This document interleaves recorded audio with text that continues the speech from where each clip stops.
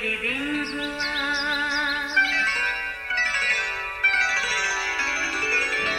نیا پھر دن ہوا، پرانی رات کا کرے سو شکر ہم خدا کی ذات کا، خدا کی ذات کا نیا پھر دن ہوا۔ آج کی آیت۔ پھر فریسیوں اور صدوقیوں نے پاس آ کر آسمانے کے لیے اس سے درخواست کی کہ ہمیں کوئی آسمانی نشان دکھا۔ متی 16 باب پہلی آیت۔ عزیزو، کائنات کی تخلیق خالق خدا کی عظمت، شان اور اس کی قدرت کے وہ کرشمے ہیں جو ہمارے آس پاس بکھرے جب اپنا جلوہ دکھاتے ہیں تو جی شاد ہو جاتا ہے، عقل دھن رہ جاتی ہے، تو پھر لب بے اختیار اس کی شکر گزاری کے گن گانے لگتے ہیں۔ بالکل اسی طرح کہ جب خالق نے کچھ بھی تخلیق کیا تو کہا اچھا ہے۔ یاد رہے جب فضاؤں میں پرندے اڑنے لگے، جانوروں کے نام رکھے گئے اور انہیں ان کے ماحول میں رکھ دیا گیا، زمین پر ہر طرح کا پھول بوٹا، سبزی پھل اپنی بہار دکھانے لگا، سمندروں میں بے شمار رنگ برنگی مخلوق وجود میں آ گئی، سورج چاند ستارے اپنی جگہ ذمہ داری نبھانے لگے، تب آدم اکیلا ہی تھا۔ اس وقت خالق نے پہلی بار کہا آدم کا اکیلا رہنا اچھا نہیں، سو اس کی مانند اس کی ناری بنائی گئی جو اس کی مددگار بنے۔ آدم اور حوا سے ہی رشتے ناتوں کے سلسلے شروع ہوئے۔ پھر جب یہ گناہ کے مرتکب ہوئے تو ان رشتوں میں منفی احساسات نے جنم لیا، یعنی وہ عورت جو آدم کی پسلی اور گوشت سے بنی، جس کو اس نے بڑی اپنائیت سے کہا تھا کہ یہ ناری کہلائے گی، اسی پر اس نے الزام تراشی کی اور کہا یہ عورت جو تو نے مجھے دی، اسی نے وہ پھل مجھے دیا اور میں نے کھایا۔ پھر عزیزو، جب آدم اور حوا کے اولاد ہوئی، یعنی قائن اور حابل پیدا ہوئے، ان دونوں بھائیوں کے رشتے میں بھی منفی احساسات پیدا ہوتے گئے۔ پھر یہی منفی احساسات نسل انسانی میں آج تک سرایت کرتے چلے آ رہے ہیں۔ اگر ہم یوں کہیں کہ کسی بھی رشتے میں خالص پن نہیں رہا تو غلط نہ ہوگا۔ معذرت کے ساتھ ہمارے آس پاس اور معاشرے میں ہر رشتے کی اصلیت عیاں ہے۔ یہ سب گناہ کے باعث انتشار کا نتیجہ ہے اور یہی ریت آج تک جاری اور ساری ہے۔ یہ عنصر انسانی فطرت میں نمایاں ہے، یعنی کوئی کسی سے مخلص نہیں، جس میں بڑی حد تک صداقت بھی ہے۔ چلیے آج کے دور کو کچھ دیر کے لیے پس پشت ڈالتے ہیں، ذرا چلتے ہیں یسوع مسیح کے زمینی زندگی کے دور میں۔ وہ یسوع کا زمینی زندگی کا دورانیہ نہایت قلیل تھا۔ اس کی بنیادی وجہ یہ تھی کہ وہ اپنے ایک خاص مشن پر خدا کے ٹھہرائے وقت پر آئے اور ایک خاص وقت پر انہیں صعود فرمانا تھا۔ پھر وہ اپنے دور کی مصروف ترین اور مقبول ترین شخصیت بھی رہے، جن کے ساتھ ان کے چنیدہ 12 شاگرد تو رہتے ہی تھے، مگر اس کے ساتھ لوگوں کی ایک بڑی بھیڑ ہر وقت ان کو ڈھونڈتی اور دن بھر ان کے ساتھ ہی رہتی تھی۔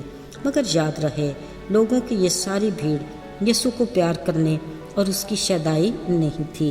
ان میں کچھ لوگ فقی فریسیوں کی کچھ جاسوس تھے جو اس کا ہر معجزہ تو دیکھتے۔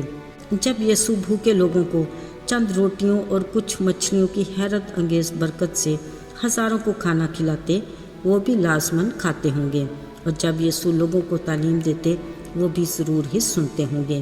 اس طرح کے لوگ اچھے ماحول میں رہ کر بھی یسوع کے بارے میں بری باتیں بنا کر اپنے مالکوں کو بتاتے، جس کے باعث مذہبی ٹھیکیدار فقی فریسی یسوع کے سخت خلاف تھے۔ انہیں بلا وجہ گلا رہتا کہ یسوع ہیکل میں لوگوں کو تعلیم دینے آ جاتا ہے۔ وہ یسوع سے پوچھتے تو صاحب اختیار کی طرح کیوں تعلیم دیتا ہے؟ جس بیمار کو یسوع یہ کہہ کر شفا دیتے کہ جا تیرے گناہ معاف ہوئے، وہ سخت ناراضگی سے کہتے کس نے گناہ معاف کرنے کا اختیار تجھے دیا؟ جب سبت کے دن وہ کسی مفلوج کو شفا دیتے وقت کہتے اپنی چارپائی اٹھا اور چل پھر بھی فقی فریسی اعتراض کرتے کہ سبت کے دن نیکی کا کام یعنی شفا کیوں دیتا ہے، یہ جانتے ہوئے بھی کہ وہ خود سبت کا مالک ہے۔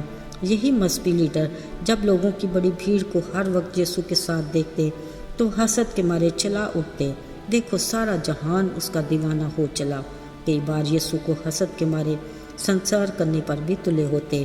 ایک بار انہی حاسد لوگوں کو جب یسوع کے یروشلم میں شاہانہ داخلے پر اپنے کپڑے بچھاتے درختوں کی شاہراہ میں پہلاتے نعرے لگاتے سنا۔ یہ دیکھ کر بڑبڑانے لگے اور یسوع سے انہیں چپ رہنے کو کہا۔ تب یسوع نے بڑے تحمل سے کہا، اگر یہ چپ ہو گئے تو پتھر چلا اٹھیں گے۔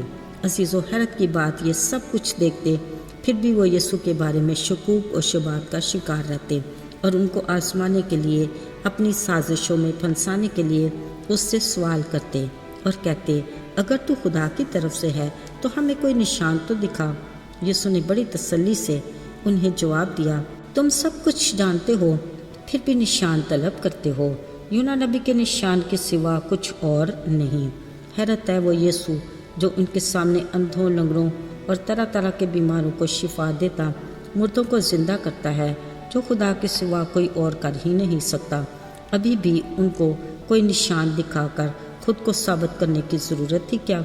اصل میں یہ وہ لوگ تھے جو شک میں پڑے رہتے، گویا سمندر کی ان لہروں کی مانند جو ہوا سے ڈوبتی اور اچھلتی ہیں، خود میں قیام کی اہلیت نہیں۔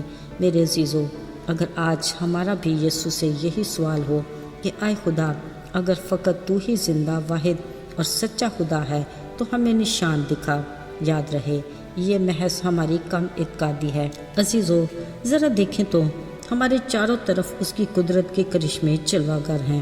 فقط ہر صبح سورج کا طلوع ہونا، ہماری سانسوں کا برقرار رہنا کافی نہیں کیا؟ پھر ہمارے ہاتھ میں معجزات سے بھرا اس کے وعدوں کا انمول خزانہ، اس کا کلام، اس کی عظمت اور قدرت کا ثبوت موجود ہے، جس کے بعد بھی ہمیں کسی اور نشان کو طلب کرنے کی ضرورت نہیں۔ آئیے دعا کریں۔ اے خدا، ہم اس بات کا اقرار کرتے ہیں کہ ہم کمزور ہیں۔ ہم ہر روز تیری قدرت کی کرشمے دیکھتے ہیں، پھر بھی ہم تیری عظمت، قدرت اور جلال کو سمجھنے سے قاصر ہیں۔